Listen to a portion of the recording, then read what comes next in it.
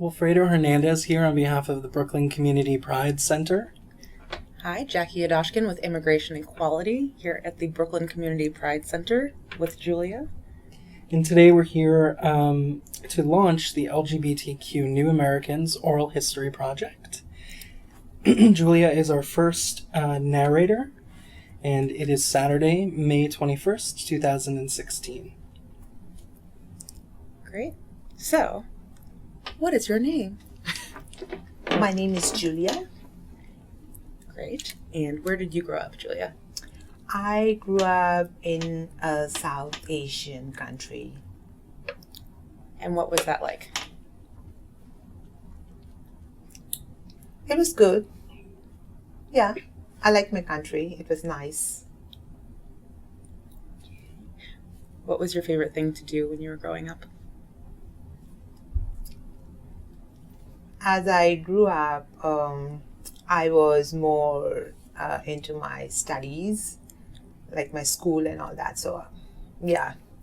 So I was more into my studies. Okay. What was your favorite subject in school?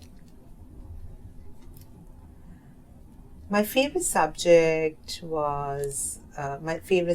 the school was English. But English is not my native language. It's not my first language. We speak Hindi in my country. So that's the first language. But in the school, my favorite languages were English. My favorite subjects were English. And I also like math. That's good. And how long ago did you come to the U.S.? I came to the U.S. last year in June 2015. Oh, we have one question that asks about age, but it's totally optional. But if you want to answer it, it's how old were you when you came to the U.S.? When I came to the United States, I was in my mid-30s. And were you afraid of anything coming here? Yes, I actually had a difficult situation in my country, and that's one of the reasons but I was not afraid to come to the United States. Do you want to talk about what was difficult? Okay. Very good. Did you know anyone here in the United States when you came? I don't have any family. I don't have any family in the United States. And when I came here, I didn't have any friends as such. I only knew few people through my activism, through my academic work. So these were not familiar friends, but somebody who were I knew them. So Sure. We were just friends. Not too many, maybe one or two, that's it.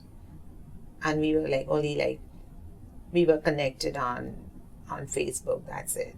So I didn't have anybody, any family or relative or friends when I came here in real sense. Was that hard? It was hard. It was hard to come to a country and not having anybody and to be on my own. It was hard. It was not easy. And did you come to Brooklyn? Did you settle in Brooklyn right away? No, I first came to Philadelphia, and then I moved to New York City. Why did you move to New York? I moved to New York City because New York has lots of resources, and Philadelphia is there are not too many LGBT resources. in Philly. And when I was discussing with people about my case, so all directions were towards New York City, and that's the reason why I had to move to New York City. And how was it moving then? Because you had just come to Philly and now you're again having to pick up and start again.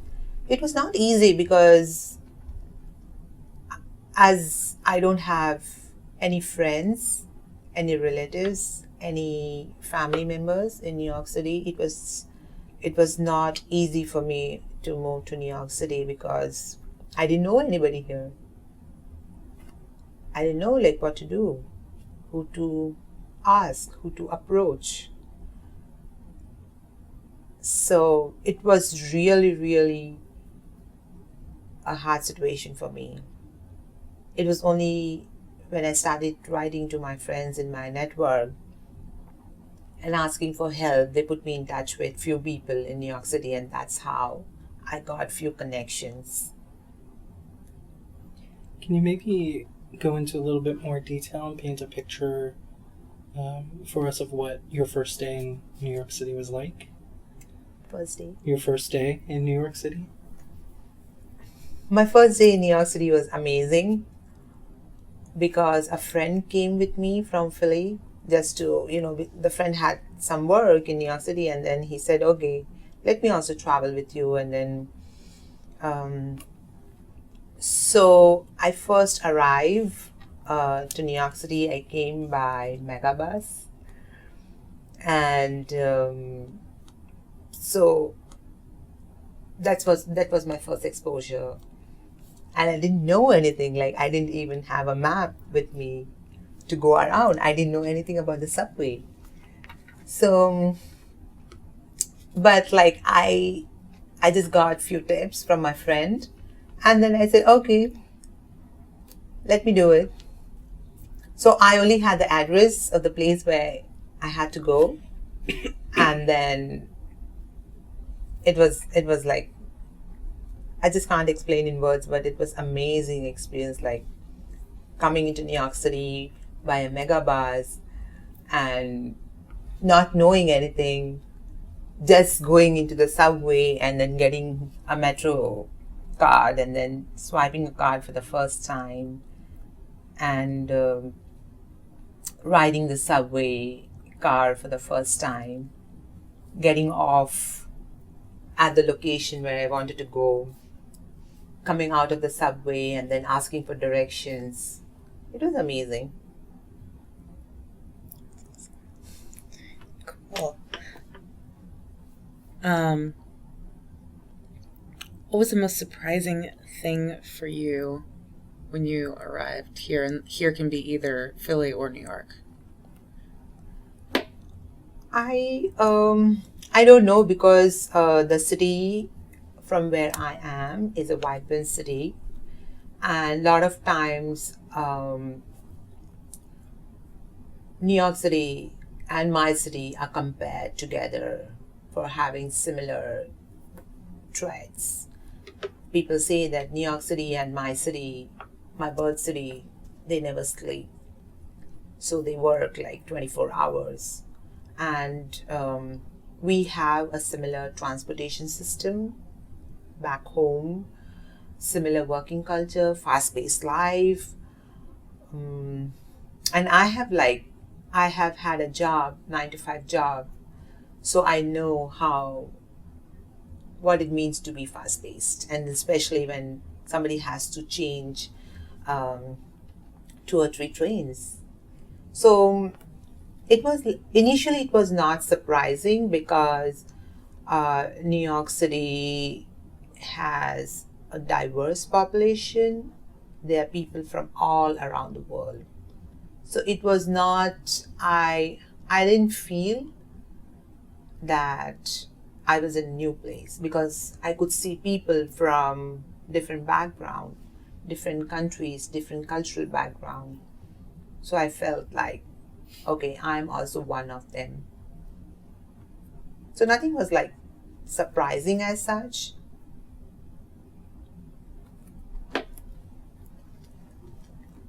And when you did come to New York, going back to the Brooklyn question, did you come to Brooklyn immediately, or did you spend some time in different parts of New York City?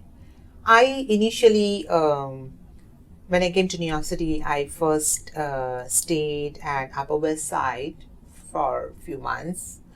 And after that, because I didn't have a proper housing and I was moving from one house to another. So I was like moving from one place to another in Brooklyn. Actually, if we can go back, you were talking about how you're used to working, and earlier you and I were talking about the challenges of not being able to work while you wait for authorization. Can you talk a little bit about what that feels like, being sort of... It's not a pleasant feeling because it restricts me a lot in terms of working, in terms of earning some money for myself and to take care of my personal expenses. If I don't have money, then I cannot have a proper housing. You know, what do I do for my food? What do I do for my clothes? What do I do for my everyday, the items that I require for me? So I think not having a job, that is one of the challenges that immigrants face when they come to this country. Can you explain for anyone who doesn't know what the process is in terms of how long you have to wait before you can get work authorization? I think from the day of application of the political asylum, it takes 180 days to get the work authorization. That's the wait period. So you're not allowed to do any kind of work in that period? Yeah, legally I'm not allowed to work during those 180 days till I get my work permit. Yeah. And what field of work did you do? I have a background in nonprofits, so I have worked in various nonprofits on various issues. I have an academic background. My last job was a lecturer in graduate college in my home city. Yeah. And what did you teach, or what did you lecture on? I taught sociology in that college. How did you find immigration equality? Yeah, as I was discussing my case with people in Philadelphia, and then Philly, the city of Philly does not have too many resources for LGBT people, and all the resources were directing me towards New York City. I remember discussing with people in my network in New York City, and then they were saying that Immigration Equality is one of the nonprofits that work for political asylees and refugees. And that's how I came to know about Immigration Equality. You know, let's skip too many questions about it because I don't want to talk about that too much. What do you like about Brooklyn?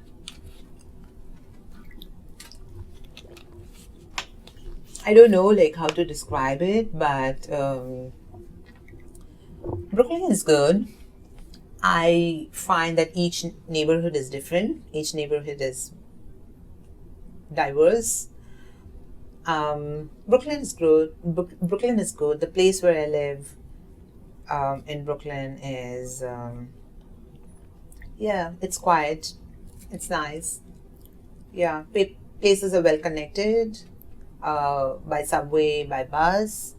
So, Brooklyn is good. I think I have to still explore New York City because each borough is like a city by itself, and there's so many things in each borough. So I think I'm still a baby and I have to learn many things. So, so that's life is going on. Every day is a new learning.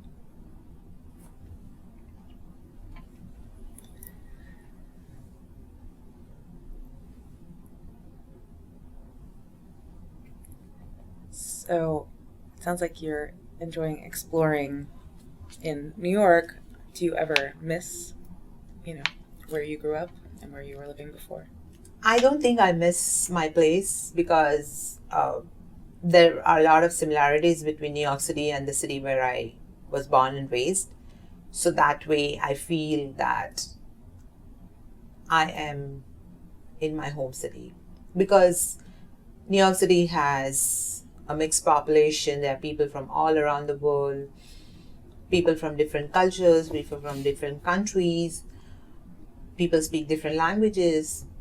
So it's not like I only see white and African American people, but I also see people from other ethnic background. And then because I'm from South Asia, I also see a lot of South Asian population, especially like when in the boroughs of Queen and Brooklyn. So that way, like, I don't miss my country because everything is available in New York City. The Asian markets, and so everything is available. What was available in my home city. So I don't feel that I miss my city. Yeah. It sounds like a lot of the things that you connect to your culture have to do with food. I know that's the case for me and my culture. Me too. Do you cook? I cook. I like cooking. Cooking is my passion. And a couple of months ago, I was undergoing a culinary training in a restaurant style soup kitchen, and it was 8 weeks training, and they gave us training, and they also sponsored for the New York City Food Protection Handler Certificate exam. So through that training, I got an opportunity to write that exam, and successfully I got my food handler certificate. So because like I have a passion for cooking, and that created an interest in me to go ahead and then take this training. Great. So sounds like maybe when you do get your work authorization, that's something you'll pursue for work? I think I might do it as a part-time thing, because like cooking is like not my full-time, it's my passion. So I cook because I want to cook and eat. I want to eat my own cooked food. So it's my passion. I can take it as a hobby, and then I can work on those lines, but definitely not as a full-time job.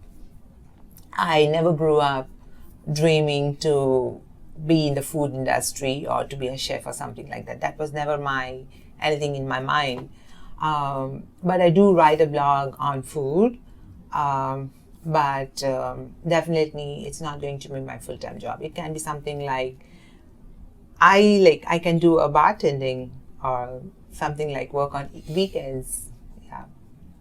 So what would you like to pursue, since you do have a diverse background in education and nonprofits? What would you like to pursue when you're able to? It all depends on the kinds of opportunities that I get in the future once I get my work authorization, because New York City is a land of opportunities, and as far as I have an understanding that there are many jobs which are not filled because people don't get the right candidate, and then the kind of experience and exposures that I have had in my life, I do think that I have appropriate skills and talent to contribute to the company where I'm going to work. So it is too early for me to comment on anything, but definitely I'll be doing something which I had been doing in my home country. So maybe on the same lines, I'll continue my profession. Sounds good. Other than food, what other passions do you have? What other hobbies do you have? And what do you enjoy doing in the city? I like traveling. Like I don't know whether it's a passion, but I like traveling. I have traveled to various countries. because of my academic background, I have presented in various international conferences. So traveling is definitely what is I like. It's very close to my heart, and but because of my status, I cannot travel outside of the United States. But the United States itself is so big, and there's so many things to be seen within the United States. So definitely, I would like to travel within the United States and then explore it. Do you feel safe traveling now as you sort of await status? I think it's safe now enough to travel because I'm not undocumented. I have a legal status now. So I don't think there should be any problem for me to travel within the United States. Do you have a goal of where the first place you want to visit would be in the United States? I have heard a lot about California. So maybe to California. What do you want people to know about LGBT immigrants? It's a very good question, and any kind of immigrant, whether it's LGBT or non-LGBT,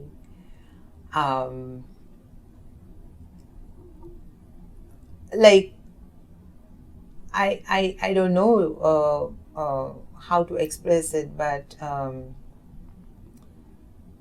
people have different background. People come from different countries where they were born and raised. Personally, I feel that people who come or go to different countries or other countries, they go with their own cultural and traditional baggages.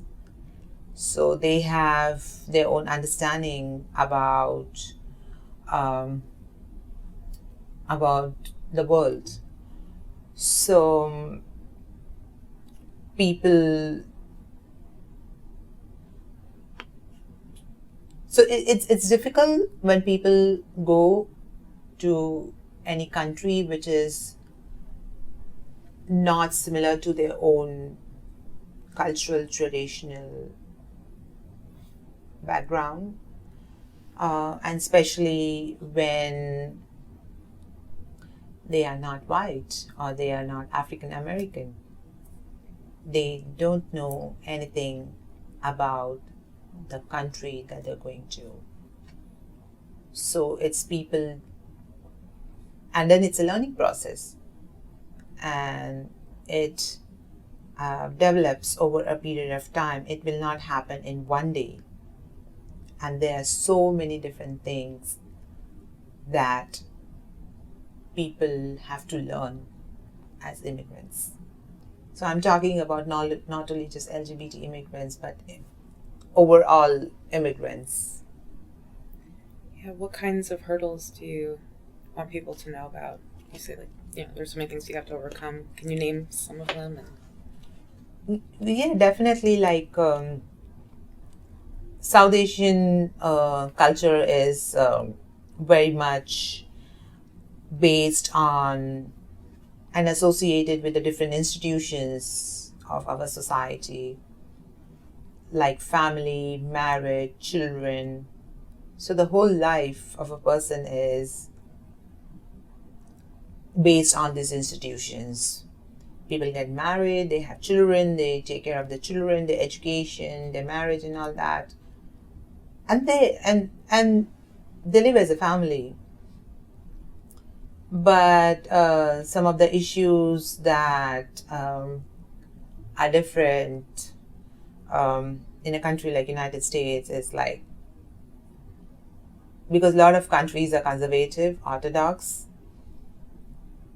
My country is highly a patriarchal society where there is no space for women. And because patriarchy is always oppression of women, so in a country like United States, I do understand that different countries have different cultures, different beliefs, different practices. So something like live-in relationship is not welcoming in my country. We believe in the institution of marriage, so we believe in arranged marriage. But here, like, people, they just date, and then they just start living together, and then they are in a relationship. They live together for years and years and years. And when one day somebody says, like, it's over, they just walk away. So that is not something which is common in my country. It's a no kind of thing. It's a taboo. Another thing is having children out of marriage. Like, there's no marriage between two people. They're living together like a live-in relationship, and then they still have children, and they're not married to each other. That is also a very big taboo. So not having to live in a relationship, to have children without marrying each other. Even when it comes to marriage, the whole concept of marriage is so big in the United States. When two people get married, it's like a big event. Like, it's so much commercialized, and the marriage industry is like, if that is the right term, it's like, it's such a big industry where, it's been, it's so much commercialized. Even when children are born, after a certain age, they're expected to move out of their family. So it's not like parents are like literally pushing them outside of the family. It's just the culture over here. But in my country,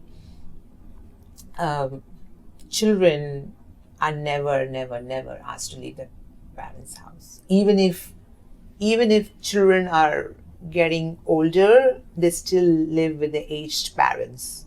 And then my country is having like a joint family system. So there are like 10-15 people in a joint family system living together under the same roof.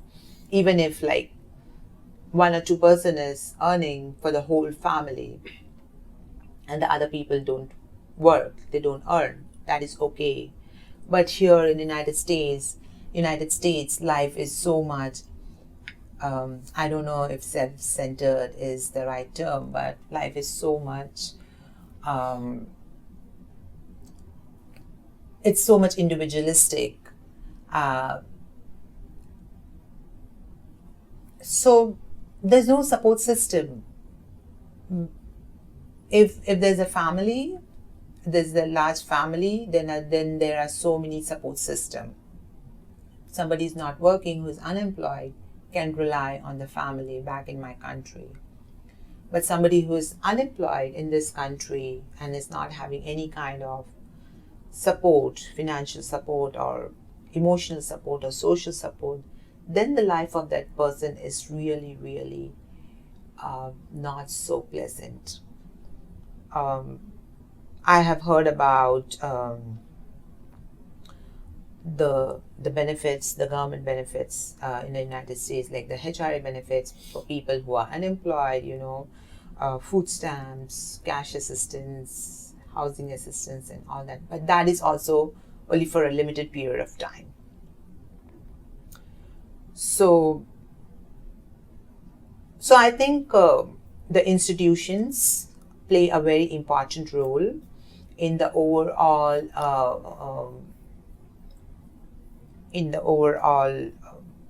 well-being of a person. I find lack of those institutional support for many people over here. I don't know, as I'm saying, like, I'm still learning many things. I'm still new to United States. I'm still new to the city. I'm still learning so many things, and every day is a learning process for me. But these are certain common threads that I have found while discussing with people who were born and raised in this country.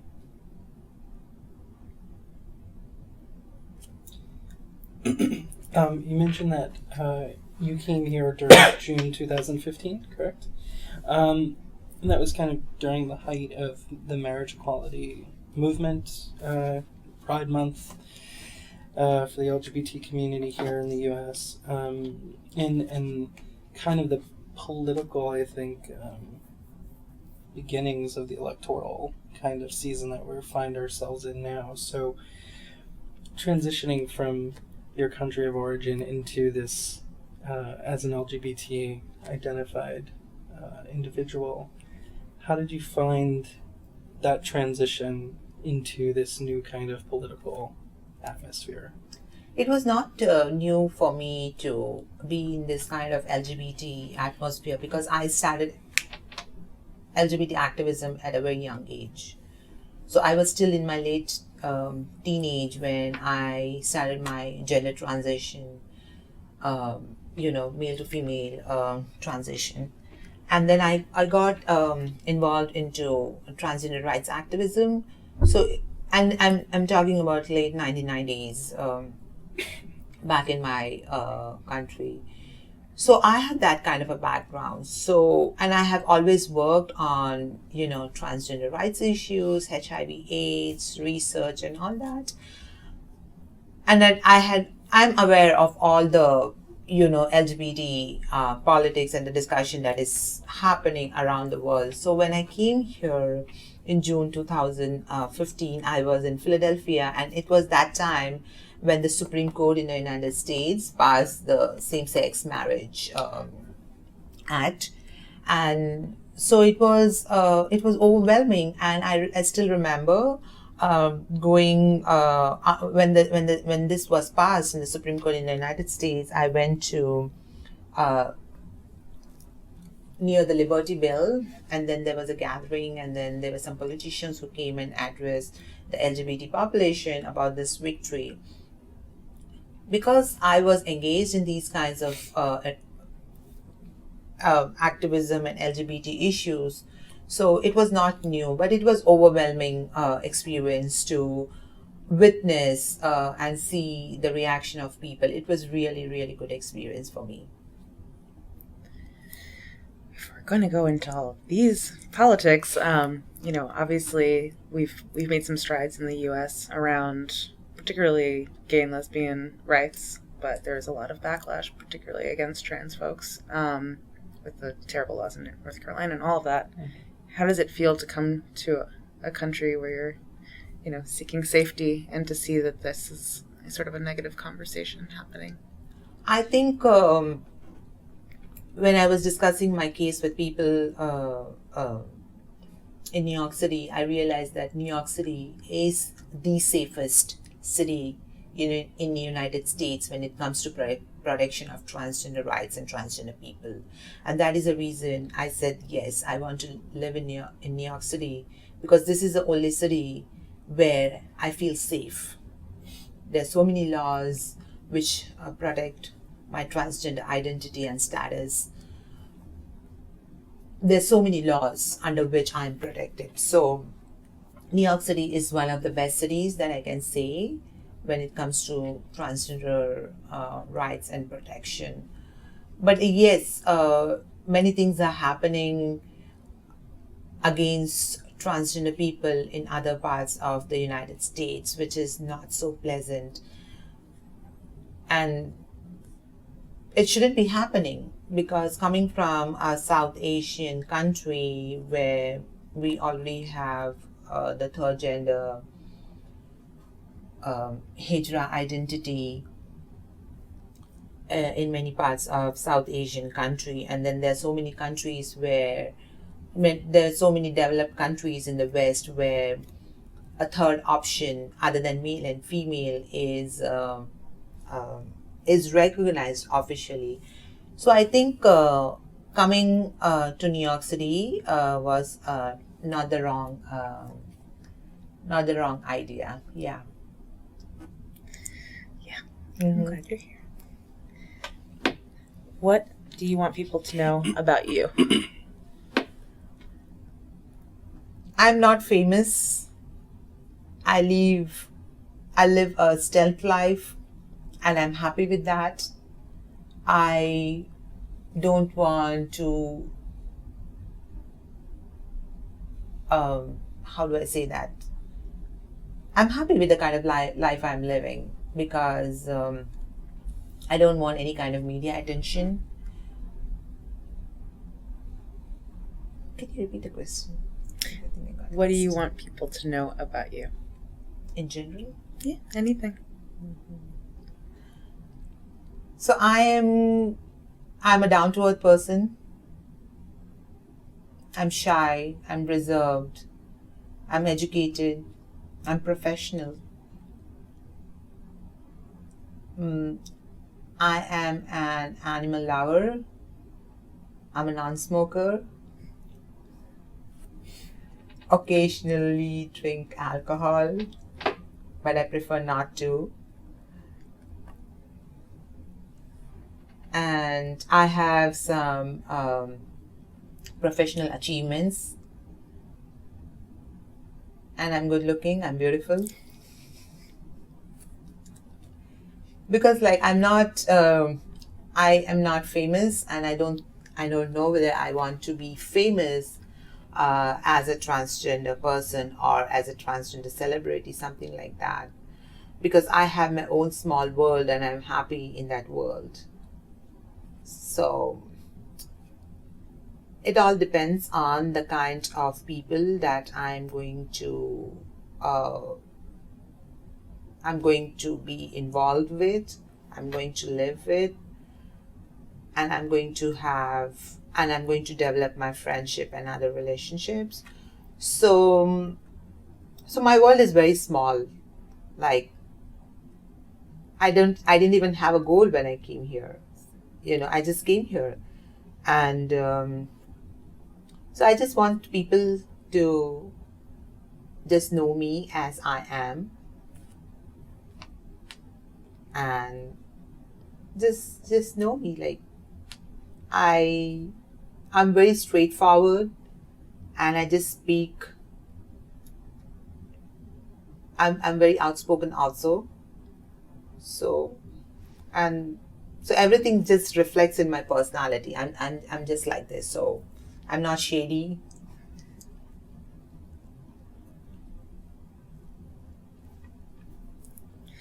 So what are you sort of looking forward to in the next few years of your life living in the US?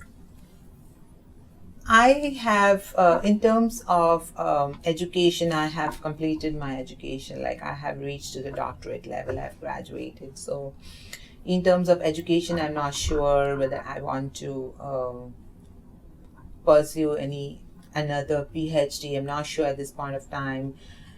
But definitely I would like to learn more about the culture of the United States.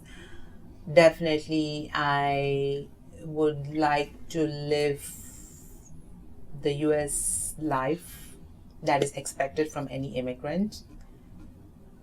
Though I came with my own traditional and cultural baggages, but I'm still modern, and that reflects very much in my personality and my attitude and in whatever I say and I do. So definitely in the coming years, I would like to live that US life, though that life is not that appealing, though it is so independent life, so individualistic life. But definitely I also want to get a sense of what does it mean to live that life when there's no other support system, the other institutional support system. I just want to live that life and then experience it, and then just experience it and just go with the experience.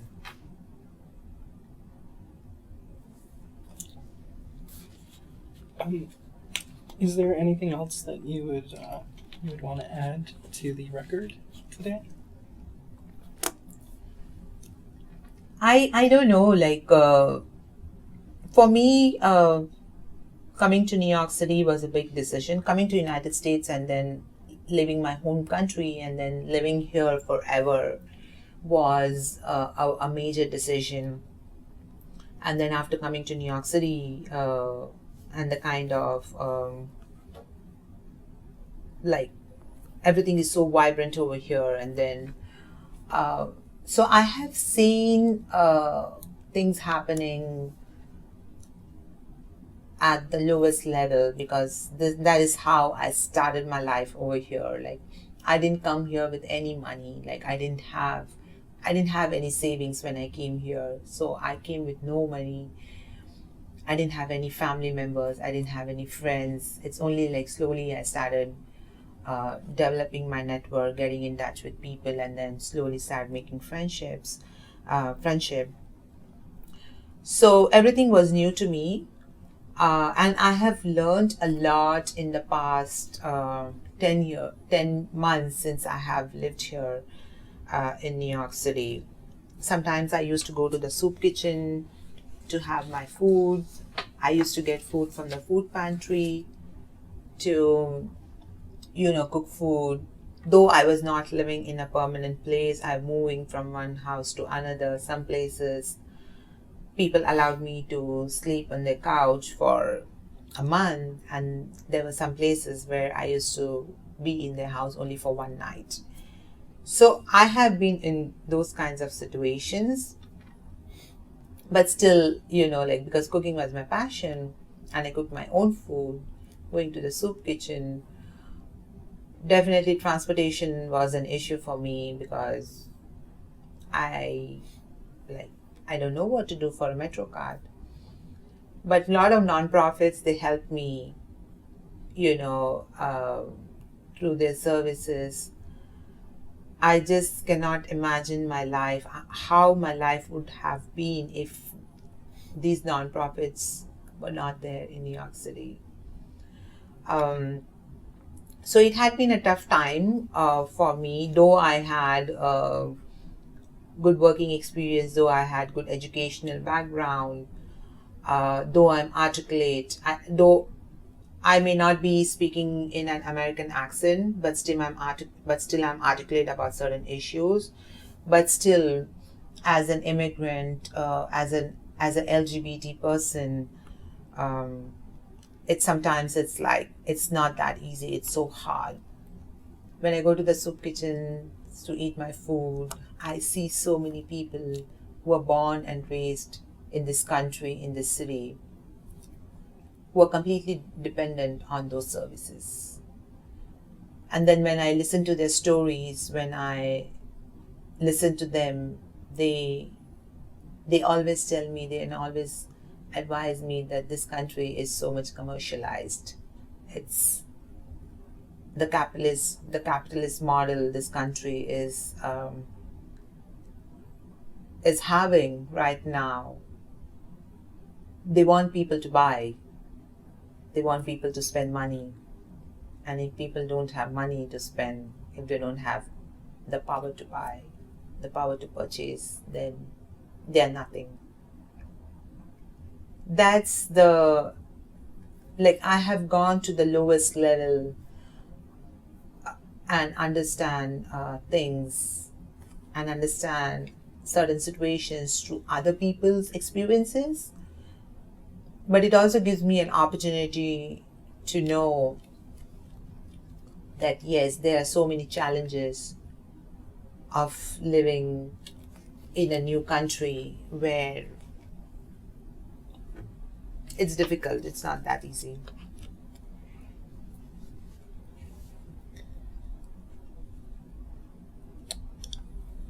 Are there any things that you're concerned about now, sort of as you're waiting? I'm just waiting. I'm just waiting for everything. I hope, and I believe in the system. I believe in the system of the United States. I strongly believe that the country is highly protective to LGBT issues.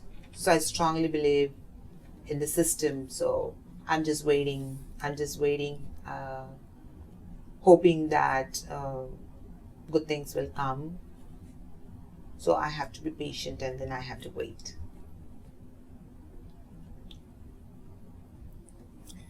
Is there anything else you want to add? I don't know. Like, I think that's it. Yeah. Okay. Julia, thank you so much for being with us and being actually the first narrator of the LGBTQ New Americans Oral History Project. So thank you for sharing your story. Thank you. Thank you.